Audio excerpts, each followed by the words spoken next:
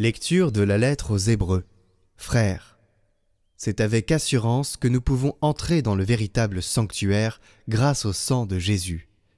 Nous avons là un chemin nouveau et vivant, qu'il a inauguré en franchissant le rideau du sanctuaire. Or, ce rideau est sa chair. Et nous avons le prêtre par excellence, celui qui est établi sur la maison de Dieu.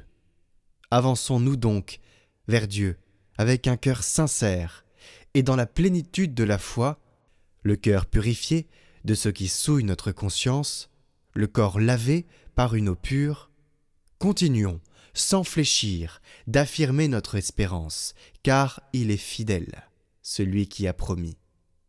Soyons attentifs les uns aux autres, pour nous stimuler à vivre dans l'amour et à bien agir. Ne délaissons pas nos assemblées, comme certains en ont pris l'habitude. Mais encourageons-nous, d'autant plus que vous voyez s'approcher le jour du Seigneur.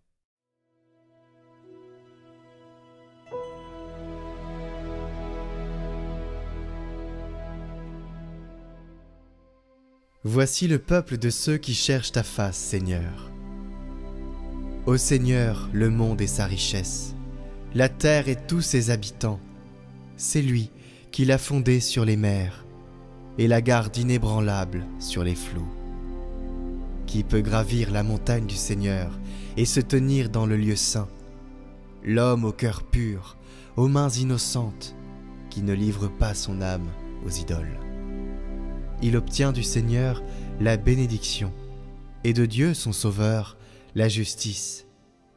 Voici le peuple de ceux qui le cherchent. Voici Jacob, qui recherche ta face.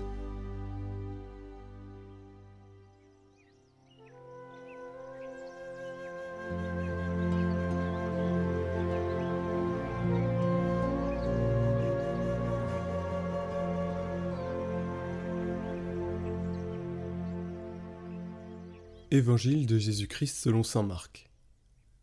En ce temps-là, Jésus disait à la foule : « Est-ce que la lampe est apportée pour être mise sous le boisseau ou sous le lit? N'est-ce pas pour être mise sur le lampadaire? Car rien n'est caché, sinon pour être manifesté. Rien n'a été gardé secret, sinon pour venir à la clarté. Si quelqu'un a des oreilles pour entendre, qu'il entende. » Il leur disait encore : « Faites attention à ce que vous entendez. La mesure que vous utilisez sera utilisée aussi pour vous, et il vous sera donné encore plus. Car celui qui a, on lui donnera. Celui qui n'a pas, on lui enlèvera, même ce qu'il a. »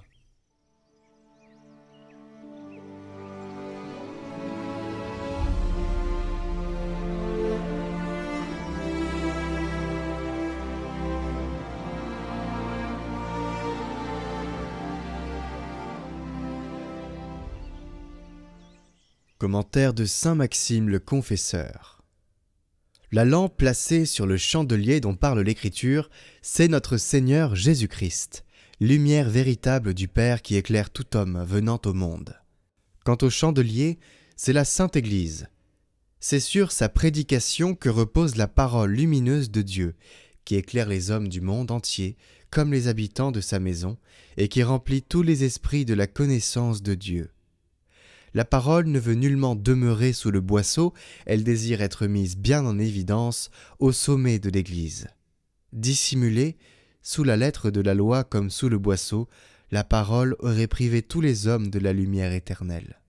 Elle n'aurait pas pu donner la contemplation spirituelle à ceux qui cherchent à se dégager de la séduction des sens, capables d'illusion et promptes à percevoir seulement les choses matérielles et passagères.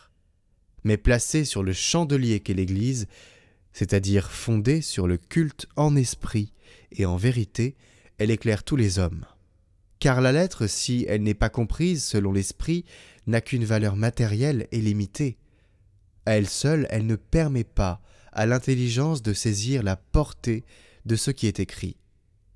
Ne plaçons donc pas sous le boisseau, par nos pensées et nos actions, la lampe allumée, c'est-à-dire la parole de Dieu qui éclaire l'intelligence.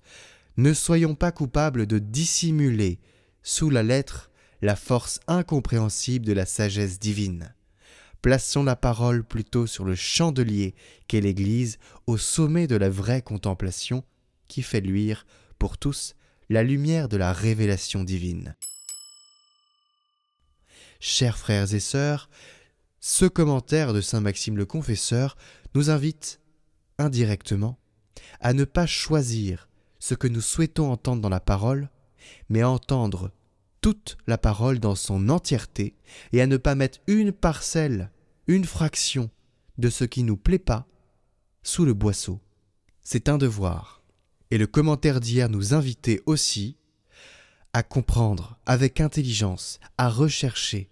Nous sommes doués d'intelligence, il faut prier pour être inspirés de l'Esprit qui nous donne son intelligence pour comprendre. Mais surtout, ne pas sélectionner uniquement ce que nous voulons, c'est-à-dire faire ses courses.